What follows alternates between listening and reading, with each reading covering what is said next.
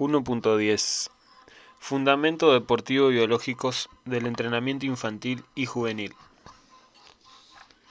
El niño no es un adulto en miniatura, y su mentalidad es diferente a la del adulto, no solo cuantitativamente, sino también cualitativamente, de modo de que el niño no solo es más pequeño, sino también de otra manera. Clepard, 1937. Para su desarrollo psicofísico global, los niños y jóvenes necesitan una cantidad suficiente de movimiento. Esta necesidad la satisfacen normalmente los propios niños con su marcada pulsión por el movimiento. La mayor actividad motora en los niños frente a los adultos se explica por el predominio de los impulsos cerebrales, sobre todo del pallidum, y también por una percepción subjetiva del movimiento diferente a la de los adultos. Esto es, los niños no asocian tan claramente a la fatiga. Bar-Or, 1982. Dado que el movimiento es una necesidad del desarrollo que sufre considerables restricciones por causa de la educación y de la escuela, obligación de permanecer sentados, el entrenamiento corporal, sobre todo en las edades infantil y juvenil, merece nuestro apoyo sin reservas, siempre que se efectúe de la forma adecuada a la edad y al grado de desarrollo. No obstante, la participación en un entrenamiento de rendimiento en estas etapas de edad debería depender de una serie de condiciones. Holman, 1981. Al iniciar un entrenamiento de rendimiento, se debería efectuar una exploración general a cargo de un ortopeda y de un internista, con el fin de detectar en la medida de lo posible los síntomas patológicos y las alteraciones en el marco del aparato locomotor activo y pasivo, y en el sistema cardiopulmonar que pudieran plantear un riesgo. Esta exploración debería repetirse a intervalos de tiempo regulares, para reconocer a su debido tiempo y en consecuencia de evitar los daños por sobrecarga originados en el entrenamiento. Todo entrenamiento de rendimiento debería efectuarse por propia voluntad, y no bajo la presión de los padres o entrenador. El entrenamiento debería organizarse en consonancia con la edad y las circunstancias psicofísicas de los niños. El entrenamiento no debería suponer un lastre para la formación escolar y profesional. El entrenamiento debería dejar a los niños y jóvenes tiempo libre suficiente para otros intereses al margen del deporte. Como vamos a exponer, los niños y jóvenes no son adultos en miniatura, ni sus actividades deportivas se pueden reducir a un entrenamiento de adultos reducido. El entrenamiento infantil y juvenil incluye también un proceso de ejercicio sistemático y a largo plazo. Sin embargo, los objetivos, contenidos y formas de proceder se diferencian en muchos aspectos frente al mundo adulto. Los problemas de la educación al niño y la edad al desarrollo merecen toda nuestra atención.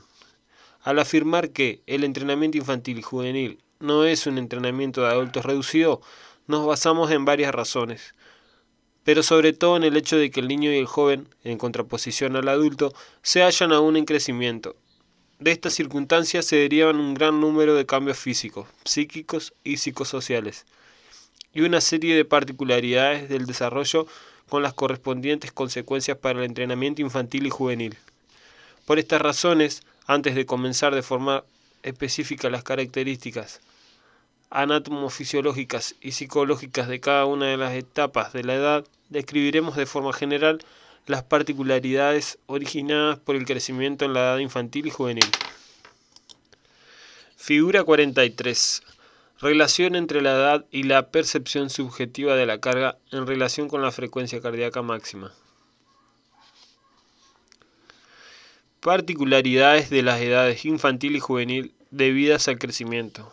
Como se puede ver en la figura 44 y 45, los distintos segmentos del cuerpo muestran intensidades de crecimiento diferentes en cada edad.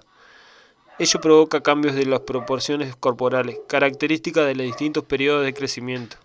Como se muestra en la figura 46, las curvas de crecimiento del desarrollo de la cabeza, encéfalo y del cuerpo en general tienen un transcurso muy diferente. Llama la atención sobre todo el rápido desarrollo del encéfalo, con 6 años ya se ha alcanzado el 90-95% del tamaño adulto.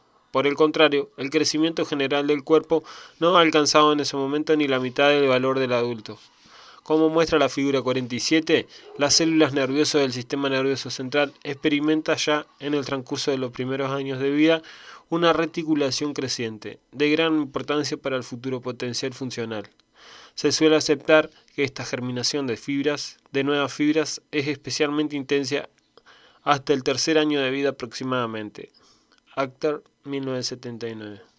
Y se puede incrementar con el ejercicio adecuado. Figura 44.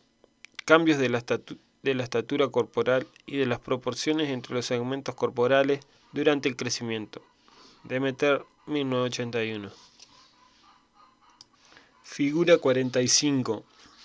Relación entre las dimensiones de la cabeza y del cuerpo, que cambia con el paso de la edad.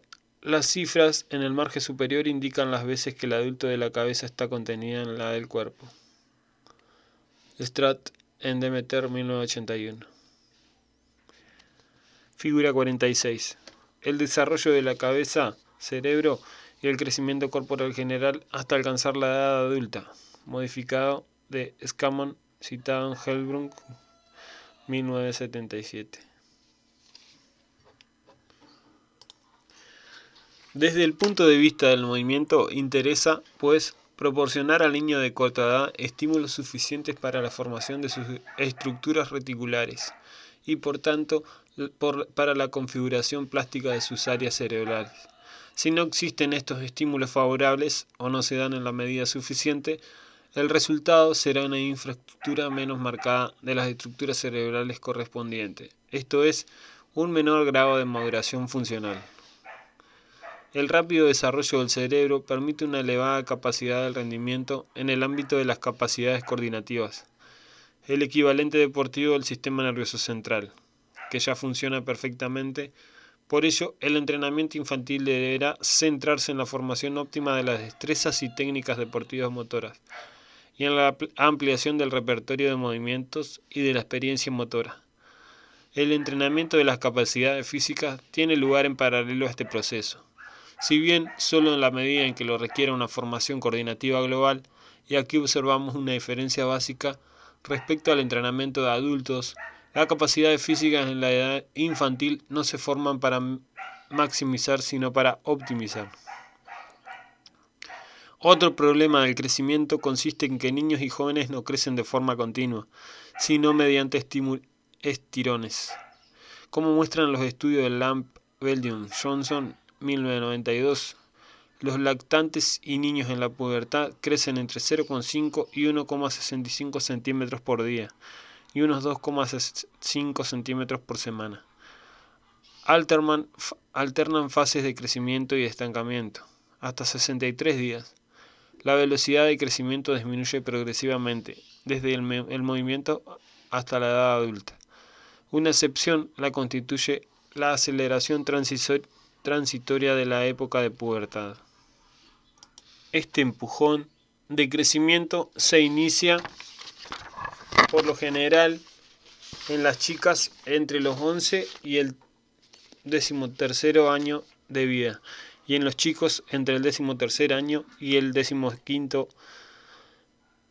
año. Observamos aquí que los diferentes segmentos del esqueleto experimentan su empujón del crecimiento en momentos diferentes. Pies y manos maduran antes de que pantorrillas y brazos, y estos, a su vez, antes que muslos y brazos. Se constata una regularidad centrípeta del crecimiento. Surbrook, 1982. Figura 47. Células nerviosas y uniones de sus fibras en el transcurso del desarrollo infantil. De izquierda a derecha, neonato, niño de 10 días, de 10 meses y de 2 años.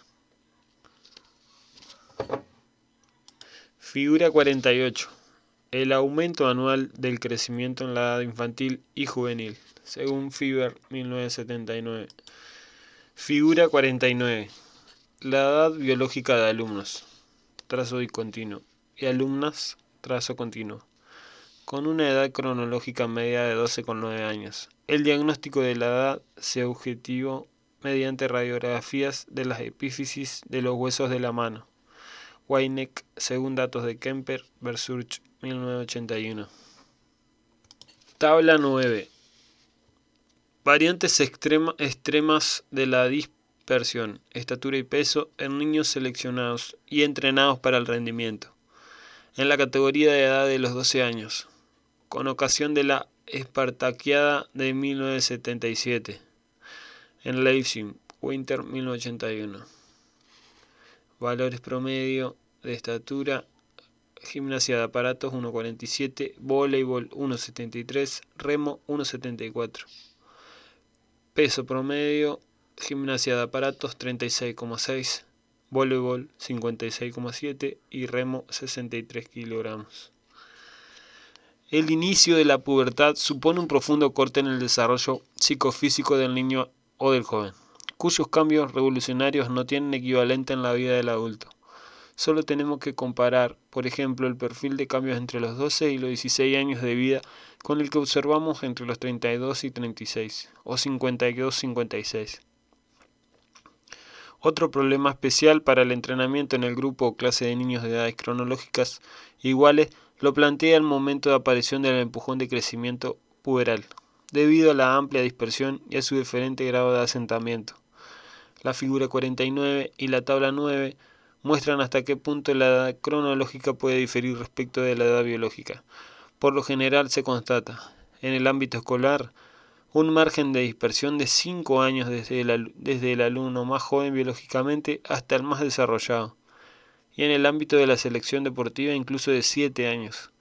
Hemos de constatar, no obstante, que los tres tipos de desarrollo, el crecimiento es armónico en cuanto a la capacidad del rendimiento orgánico, o las dimensiones de los órganos y el sistema esquelético.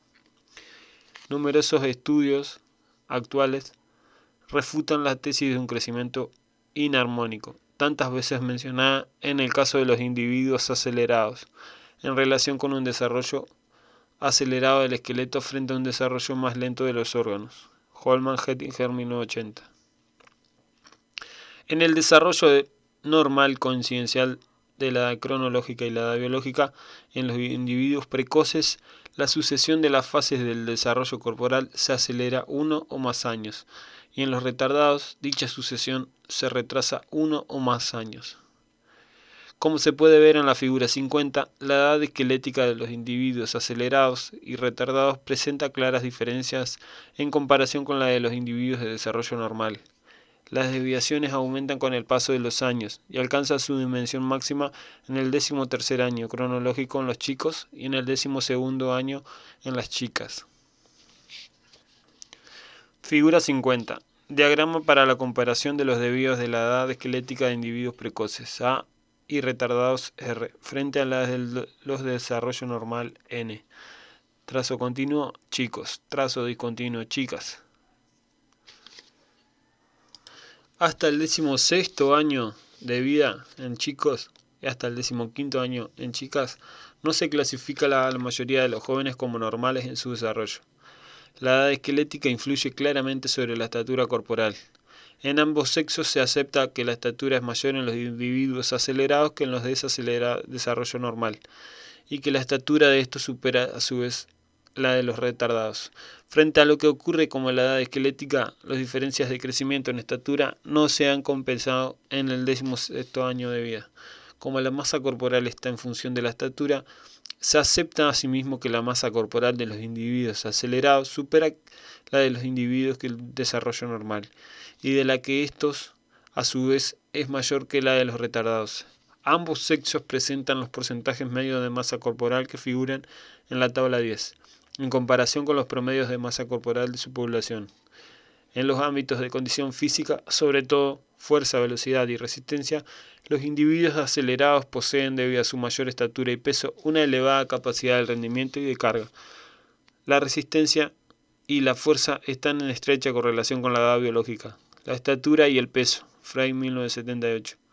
Por esta razón, la realización de campeonatos escolares, con la consiguiente elaboración de listas de los mejores de la escuela, etc., nos parece muy poco razonable. Maxime cuando estos campeonatos, como suele ser la norma, se organizan dentro de las promociones anuales, Las oportunidades de triunfo o de clasificación están exclusivamente en manos de los individuos biológicamente precoces, acelerados. En esta comparación con los acelerados de su misma edad cronológica, los individuos de desarrollo normal o retardado obtienen malos resultados como consecuencia de favorables condiciones antropométricas, sobre todo en modalidades donde estos parámetros desempeñan un papel importante para determinar el rendimiento, como ocurre por ejemplo en el atletismo. En las edades infantil y juvenil, como estadio de transición hacia la edad adulta, presentan otra serie de particularidades, en estrecha conexión con el crecimiento, también importantes para la organización del entrenamiento. Figura 51. Diagrama de desviaciones de la estatura corporal en individuos acelerados y retardados R frente a los del desarrollo normal. Trazos corresponden a los de la figura 50. Tabla 10. Masa corporal de chicos y chicas retardados, normales y acelerados en comparación con el promedio de masa corporal de su población. Bushard, Smith, Koke, 1985. Retardados, chicos, 97% aproximadamente, 96% aproximadamente en chicas. Desarrollo normal, 99% aproximadamente y 100% aproximadamente en chicas. Y acelerados, 102% aproximadamente en chicos, 103% aproximadamente en chicas. Crecimiento y metabolismo. En el niño y el joven en crecimiento, el metabolismo constructivo, anabolismo, desempeña un papel muy especial. Los intensos procesos de crecimiento y diferenciación que requieren una amplia serie de procesos de incorporación, reconstrucción y fabricación, originan un aumento del metabolismo basal. El metabolismo basal es un 20 a 30% aproximadamente más elevado en los niños que en los adultos. Demeter, 1981. También aumentan las necesidades de vitaminas, minerales y nutrientes. No obstante, son las necesidades de proteínas las más elevadas. Los niños necesitan hasta 2.5 gramos de proteínas por kilogramo de peso corporal, cifra que se corresponde con los requisitos de un deportista de fuerza adulto. Las cargas suplementarias pueden incrementar aún estas necesidades. Con un entrenamiento muy voluminoso e intenso, como ocurre con algunas modalidades donde el rendimiento de élite se alcanza ya en la edad infantil, patinaje artístico, gimnasia de aparatos, etc., predomina en principio el metabolismo funcional, a costa del metabolismo constructivo. Esta situación puede plantear un obstáculo para los procesos de crecimiento del organismo infantil y restringir la capacidad de la carga global. Por ello, es fundamental que en niños y jóvenes los procesos de recuperación y regeneración tengan una duración suficiente. Crecimiento y aparato locomotor pasivo. La ley de Mark Hansen, 1981, sostiene que la sensibilidad del tejido se comporta de forma proporcional a la velocidad de crecimiento. De aquí se deduce que el niño y el joven están expuestos en mayor medida que el adulto a las lesiones por sobrecarga, debido a estímulos de entrenamiento antifisiológicos. El planteamiento es importante sobre todo para el empujón de crecimiento de la adolescencia, asociado a un riesgo ortopédico por sobrecarga muy elevado. A este respecto debemos tener en cuenta que la capacidad de soportar carga puede ser muy diferente en niños de la misma edad cronológica e incluso biológica. La figura 52 muestra que una carga dada puede actuar, dependiendo de la situación ortopédica de partida, de forma biopositiva y bionegativa, esto es, biológicamente favorable o desfavorable.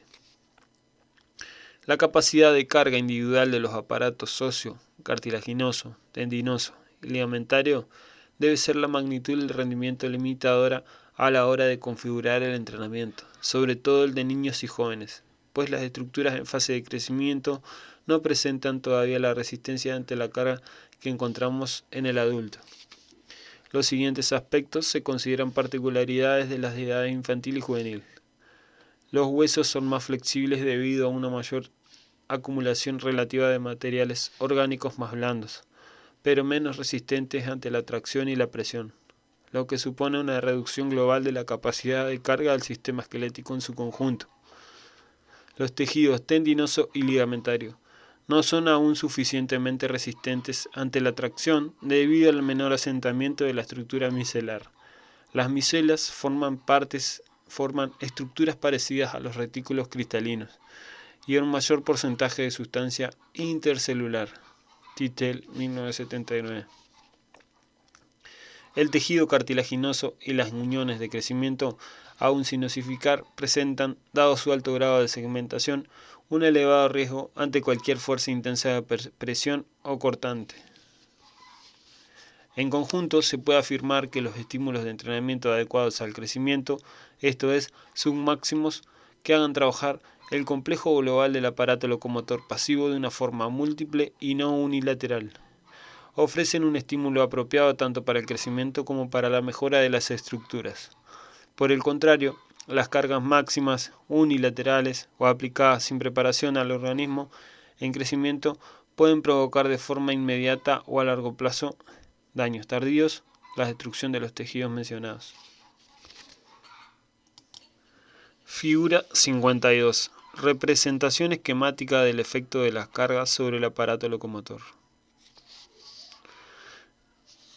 En este contexto, hemos de señalar aún que la estructura del aparato locomotor pasivo del niño y del joven se adaptan en mayor medida a cargas adecuadas en el sentido biopositivo, pero también que la velocidad de esta adaptación no es comparable con la que se da en el aparato locomotor activo.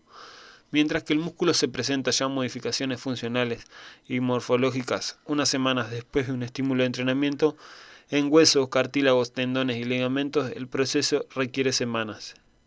Este transcurso lento de la adaptación, unido a una mayor sensibilidad frente a las sobrecargas, impone una progresión estricta de la carga en la edad infantil, para garantizar un tiempo de adaptación suficiente a las estructuras de sustentación pasiva del movimiento, evitando así sobrepasar la capacidad de carga con los correspondientes daños.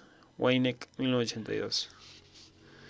La figura 53 muestra que el periodo de regeneración en el aparato locomotor pasivo discurre con más lentitud que en el activo, y que los estímulos de carga aplicados demasiado pronto provocan una recuperación incompleta y por tanto un mayor riesgo de las estructuras afectadas. Así pues, desde el punto de vista ortopédico, se pueden plantear las siguientes exigencias para el entrenamiento de fuerza en las edades infantil y juvenil. Figura 53. Secuencia hipotética de los procesos de regeneración y de adaptación en el sistema muscular A, en el sistema ligamentario de sustentación B y después una regeneración incompleta en C. Dietrich, 1979. 1. Establecer tiempos de recuperación suficientes después de un entrenamiento orientado hacia la fuerza. 2. Evitar cambios bruscos de la carga que afectan un organismo sin preparación. 3. No entrenar con halteras ni trabajar por encima de la cabeza antes o durante el empujón del crecimiento de la adolescencia, pues se puede provocar alteraciones negativas, sobre todo en el ámbito de la columna vertebral. Holman, 1980. La carga con el propio peso corporal es un estímulo suficiente para el desarrollo en esta edad. Evitar cargas unilaterales. La suma de las cargas unilaterales puede dañar en determinadas circunstancias un sistema parcial del aparato locomotor, amenazando así la capacidad funcional del sistema en su conjunto. 5. Evitar cargas estáticas prolongadas. La carga con presión cambiante favorece tanto el cartílago articular hialino como el cartílago fibroso de los discos intervertebrales. Las cargas estáticas empeoran la situación de riego sanguíneo en las estructuras a ellas sometidas, mientras que las cargas activas la mejoran. Así pues, debemos optar siempre por ejercicios de fuerza de ejecución dinámica. Crecimiento y aparato locomotor activo. Hasta el inicio de la pubertad, los sexos no se diferencian de forma sustancial ni por su fuerza muscular ni por su estado hormonal. Factores ambos en estrecha correlación, ni siquiera tomando como parámetro de comparación la testosterona hormonal, hormona sexual masculina tan importante para la síntesis, anabolismo de proteínas. Ver tabla 11. Tabla 11. Los cambios en el nivel de testosterona 100 mililitros en la edad infantil y juvenil. El nivel de testosterona es muy bajo en comparación con el de los adultos. Por este motivo, el entrenamiento centrado en la fuerza no es especialmente rentable antes de la pubertad. Poco antes de la primera fase puberal, el nivel de testosterona aumenta en los chicos multiplicándose por 10 aproximadamente. Reiter, Roth, 1975. En las chicas, el ascenso es significativamente menor. Sobre la base de este proceso, poderoso empujón hormonal que transcurre en paralelo a otras revoluciones hormonales, aparece un dimorfismo sexual, esto es, la divergencia entre chicos y chicas en cuanto a factores de rendimiento físicos y magnitudes antropométricas. En los chicos llama la atención sobre todo el marcado aumento de masa muscular, ligado a los cambios hormonales mencionados. El porcentaje de músculo pasa en la pubertad del 27% al 40%. Israel Bull, 1980. En paralelo a este proceso, el aumento de la testosterona provoca una inducción de enzimas que da lugar, entre otros fenómenos, a una mejora de la capacidad muscular anaeróbica. Dado que la capacidad anaeróbica no aumenta de forma notoria hasta la entrada en la pubertad en niños de corta edad, la formación de ácido láctico es aún muy limitada. Su máximo se alcanza entre los 20 y los 30 años de vida.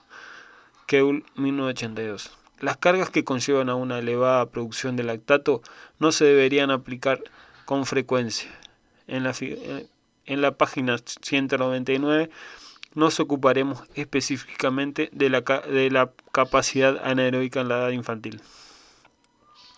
Como compensación de la menor capacidad glucolítica, el niño dispone de una mayor capacidad para los procesos metabólicos oxidativos. Un porcentaje mayor de enzimas oxidativas en relación con la de las glucolíticas permite a la célula muscular del niño aprovechar con mayor rapidez los ácidos grasos libres y por tanto proteger las reservas de glucosa en mayor medida que el adulto. Ver Keul, Uber, 1980. La presencia en los niños de un número de mitocondrias, lugares de producción de energía aeróbica, mayor que en los adultos nos confirma estas apreciaciones. Bell, Mac, 1980.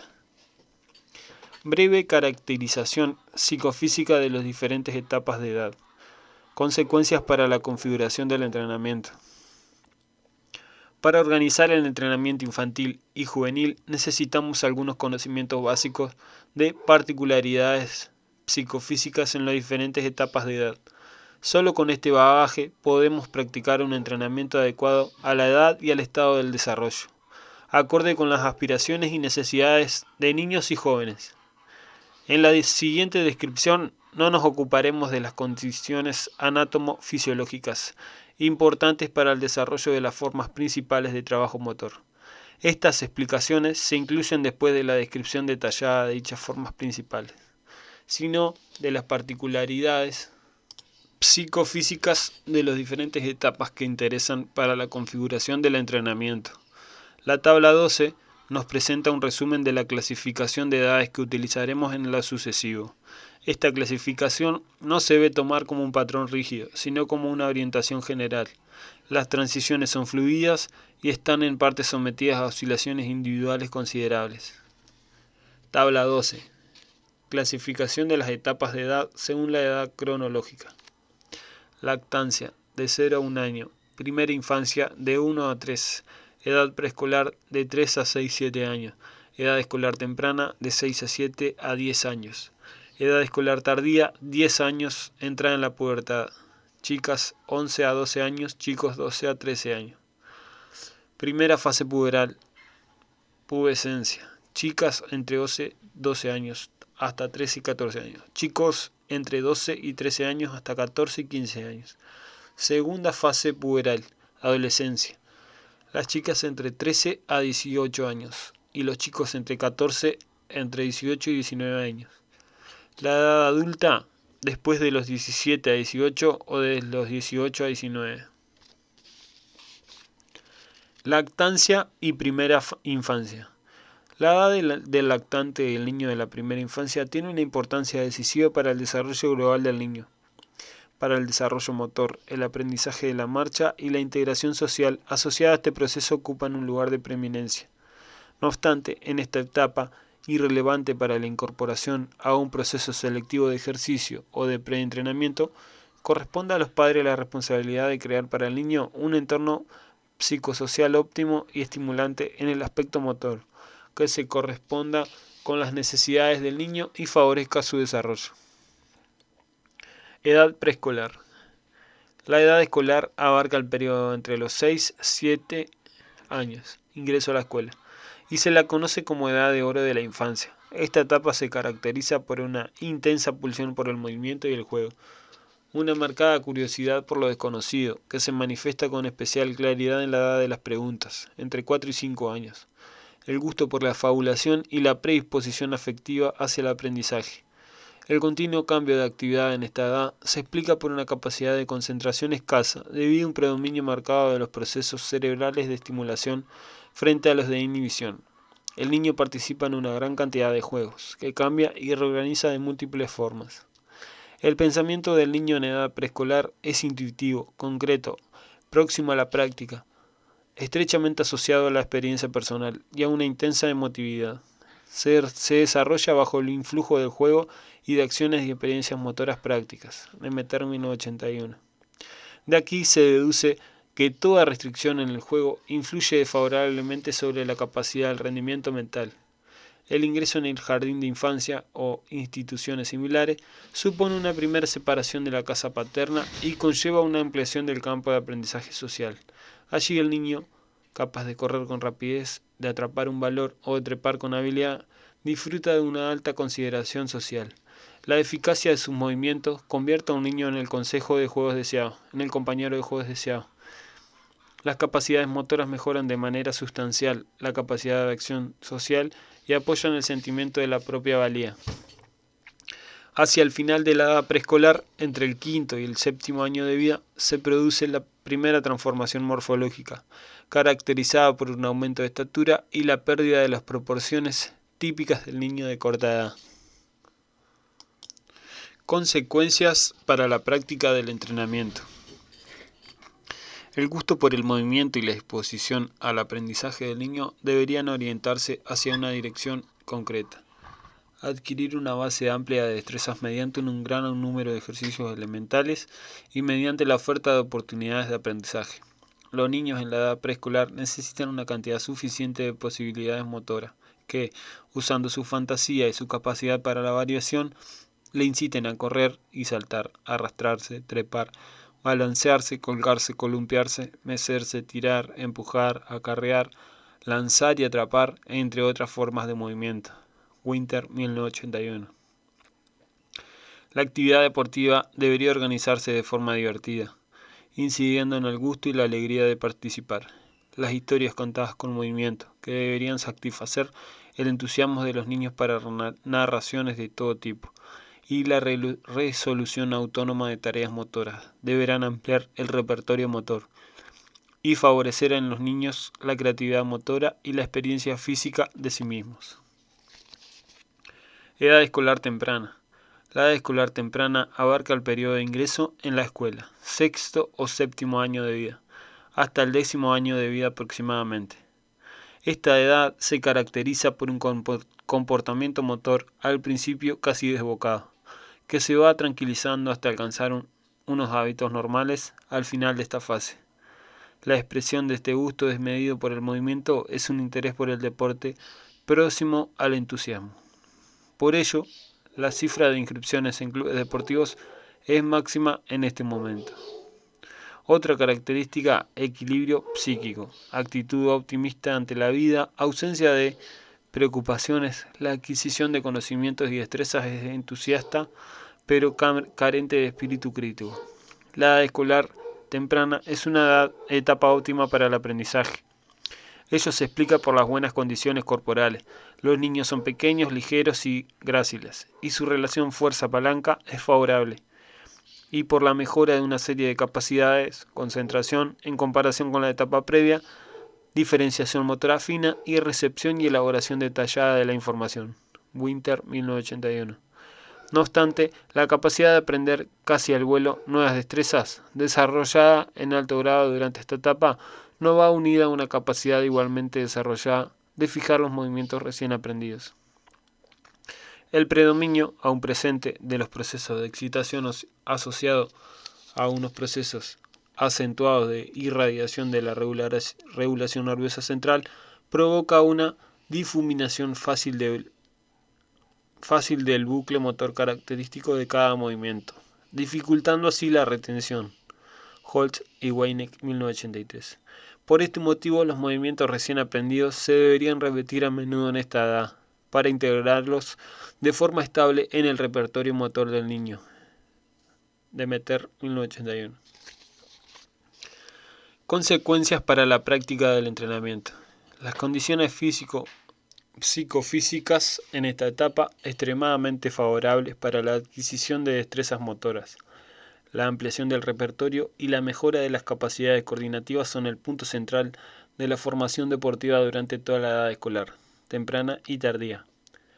Se deberían aprovechar para aprender un gran número de técnicas básicas en la coordinación gruesa y para refinarlas posteriormente. El trabajo multidisciplinar debería ser un asunto prioritario, en modalidades que requieren una formación técnica de varios años, iniciada en un momento temprano, como por ejemplo patinaje artístico, gimnasia de aparatos, etc. Hemos de procurar que se aprenda ya la técnica refinada. No obstante, el entusiasmo de los niños por el deporte se debería aprovechar con una práctica de ejercicios motivadora y acompañada de vivencias de éxito hasta que se desarrollen actitudes y hábitos que aseguren la continuación práctica deportiva durante toda la vida. Edad escolar tardía. La edad escolar tardía comienza a los 10 años de vida aproximadamente y dura hasta la entrada en la pubertad. Esta etapa se suele considerar como la mejor edad del aprendizaje a primera vista. No obstante, las diferencias como la etapa anterior son solo graduales, las transiciones son fluidas. La continua mejora de las relaciones peso-fuerza, mayor crecimiento en anchura, optimización de las proporciones y aumento relativamente marcado de la fuerza con escaso aumento de estatura y de masa, proporciona a los niños, sobre todo si se les plantean las correspondientes exigencias, un elevado dominio del cuerpo, agilidad felina. Eso se explica también porque la edad de entre 11 y 10 años, el aparato vestibular, el órgano del equilibrio y los restantes analizadores experimentan una rápida maduración morfológica y funcional, alcanzando valores casi propios de adultos. Demeter, 1981. Por ello, en la edad escolar tardía se puede aprender y dominar ya, con su correspondiente trabajo previo, movimientos de notable dificultad, con exigencias elevadas en cuanto a la orientación espacio-temporal, dado que en esta etapa subsiste una marcada pulsión por el movimiento, y dado que la disposición para la acción, el ánimo y la disposición al riesgo ejercen un influjo extraordinariamente favorable sobre la capacidad del desarrollo motor. Nos encontramos a esta edad en una fase clave para las capacidades motoras posteriores. Los atrasos en ella se recuperan solo con dificultad y con un gasto de energía incomparablemente superior. Consecuencias de la práctica del entrenamiento. La mejor edad para el aprendizaje debería asegurar, a través de un ejercicio selectivo, variado y apropiado para el niño, la adquisición de las técnicas deportivas básicas en la forma gruesa y, de ser posible, incluso en la forma fina. La ampliación multilateral del repertorio de movimientos no debería incluir un gran surtido de movimientos de escasa calidad y a medio aprender, sino destrezas motoras aprendidas con exactitud. Así pues, se debería aprovechar desde un principio la capacidad de aprendizaje elevada para adquirir movimientos exactos. Es muy importante evitar la automatización de movimientos incorrectos aprendidos para no tener que reaprenderlos con posterioridad. Los fundamentos coordinativos para los posteriores rendimientos máximos se cimentan en las edades escolares temprana y tardía. No obstante, constatamos que todas las etapas de la edad se encuentran en una mutua y estrecha relación de dependencia. Las etapas siguientes se estructuran siempre sobre la base de las etapas anteriores. Primera fase puberal. Pubescencia. La primera fase puberal, conocida también como segunda transformación morfológica, comienza entre los 11 y 12 años en las chicas y entre los 12 y 13 años en los chicos, y se prolonga hasta la edad de 13-14 años o de 14 a 15 años. los cambios bruscos en la existencia física, irrupción de la sexualidad, disgregación de las estructuras infantiles, empujones marcados que afectan las proporciones, aumento anual de la estatura de hasta 10 centímetros y de peso de hasta 9,5 kilogramos, provocan una acentuada inestabilidad psíquica, alimentada además en gran medida por la inestabilidad hormonal. La nueva existencia corporal tiene que pasar por un proceso de elaboración psíquica. Con la entrada en la pubertad, el proceso de separación de la casa paterna experimenta un nuevo impulso. Como rasgos característicos podemos mencionar un comportamiento crítico y un cuestionamiento de las autoridades hasta entonces aceptadas. El deseo de independencia y de responsabilidad propia se sitúa en un primer plano. La discrepancia entre el querer y el poder provoca a veces fuertes conflictos con el mundo de los adultos. Un distanciamiento frente a los padres, profesores y entrenadores, con el correlato de una mayor dedicación al grupo de la misma edad. El grupo de coetáneos es la medida de todas las cosas. Se otorga un gran valor a las actividades comunes de la cuadrilla de amigos. Del entorno social se espera experiencia y respeto mutuo. En el ámbito deportivo, esto se refiere sobre todo al profesor y al entrenador.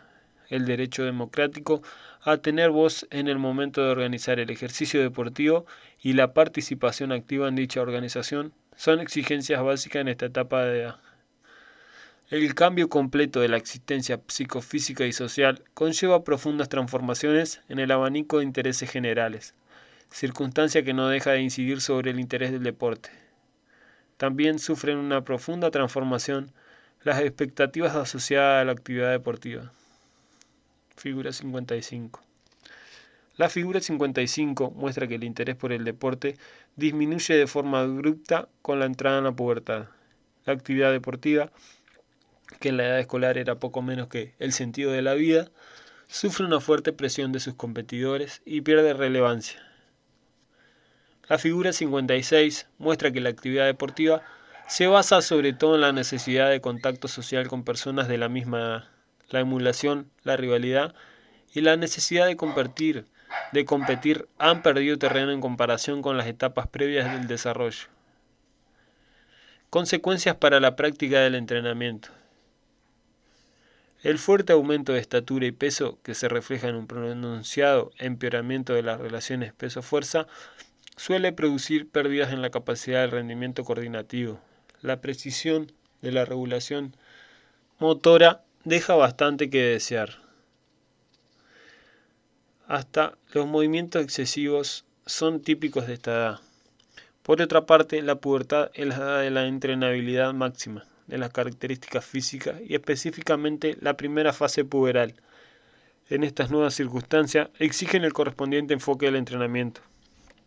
Así pues, en la primera fase puberal se mejoran punto por punto las capacidades físicas, mientras que las coordinativas se estabilizan únicamente o se consolidan poco a poco en el mejor de los casos. El predominio del análisis intelectual en esta edad permite nuevas formas de aprendizaje motor y de organización general del entrenamiento. Dado el nuevo catálogo de experiencias del joven, se deberá conceder más importancia a la participación en el momento de planificar, a la propia realización en una cuadrilla de amigos y a una oferta de entrenamiento amplia. Aprender, ejercitar, jugar. Individualizando cada vez más el control de la actividad. Los conflictos latentes se deberán clarificar a la luz del día, sin adoptar posturas de autoridad. A la hora de dosificar la carga, se deberían tener en cuenta las fuertes oscilaciones en el abanico de motivaciones del joven. La primera fase puberal es época de transformación bruscas. Los errores en la configuración del entrenamiento, demasiado duro, demasiado unilateral, y sobre todo en el trato con el joven, son las causas primordiales del abandono de la actividad deportiva. Precisamente en una época en la que los estímulos del desarrollo deportivo revisten una especial importancia, con un régimen de trato prudente, igualitario y respetuoso con la autonomía y los deseos del joven, y con un programa de entrenamiento dosificado de forma individual. El entrenamiento asume la difícil tarea de mantener y estabilizar la motivación deportiva de su alumno, y de resolver las situaciones de conflicto con el necesario grado de sensibilidad pedagógica. Segunda fase puberal. Adolescencia. En la adolescencia comienza entre los 13 y 14 años en las chicas y entre los 14 y 15 años en los chicos, prolongándose la edad de 17 a 18 o de 18 a 19. La adolescencia supone la conclusión del desarrollo que media entre niño y adulto. Se caracteriza por un debilitamiento de todos los parámetros de crecimiento y desarrollo. Si en el joven de 13 a 14 años el aumento anual de estatura y peso alcanzaba en ciertos casos los 10 centímetros y los 9,5 kilogramos, ahora no se pasa ya de 1 o 2 centímetros y de 5 kilogramos. El rápido crecimiento en estatura es sustituido por un mayor crecimiento en altura. Las proporciones se armonizan, lo que incide de modo favorable en la mejora de las capacidades coordinativas. El aumento de la fuerza y la capacidad de almacenar en gramas máxima en esta edad crean unas condiciones óptimas para el progreso de la capacidad del rendimiento deportivo. Dado que en la adolescencia se pueden trabajar las capacidades físicas y coordinativas de idéntica forma y con igual intensidad, esta etapa supone, después de la edad escolar tardía, una nueva fase de mejora intensa del rendimiento motor.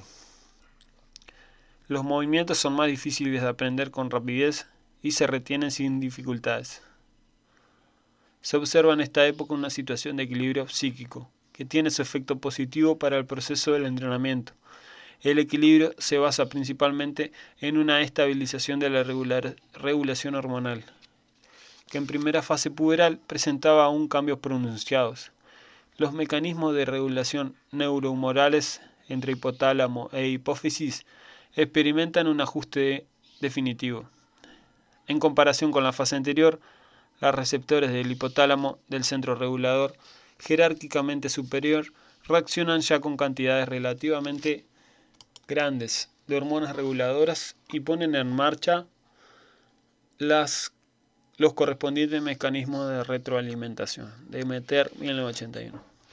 La situación de equilibrio creciente que se observa tras la primera fase puberal está condicionada también por la influencia compleja de la escuela, la familia y la sociedad, lo que provoca un marcado desarrollo de la personalidad y una mayor integración social. Consecuencias para la práctica del entrenamiento. El equilibrio de las proporciones corporales equilibradas, la estabilidad mental y una mayor capacidad de raciocinio y de observación convierten la adolescencia en la segunda edad de oro del aprendizaje. Las capacidades de carga psicofísica similar a la del adulto y la plasticidad aún conservada del sistema nervioso central típica de todo el periodo de crecimiento permiten efectuar un entrenamiento voluminoso e intenso.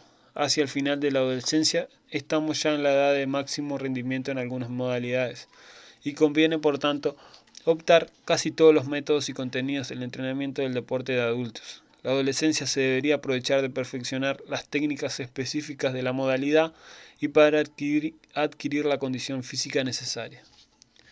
Consideraciones finales como resumen sobre el entrenamiento en las edades infantil y juvenil. El entrenamiento de niños y jóvenes no es un entrenamiento de adultos reducido. Toda etapa de edad tiene sus tareas didácticas especiales y sus particularidades específicas del momento del desarrollo. Las propuestas de estímulos y de aprendizaje tienen que orientarse en función de las fases sensibles. La fase de la prepubertad se presta sobre todo a la mejora de las capacidades coordinativas y a la ampliación del repertorio de movimientos, y el periodo de pubertad sobre todo el trabajo de las capacidades físicas. Hay que tener en cuenta, no obstante, que la coordinación técnica y la condición física se han de desarrollar siempre en paralelo, aún destacando uno u otro aspecto.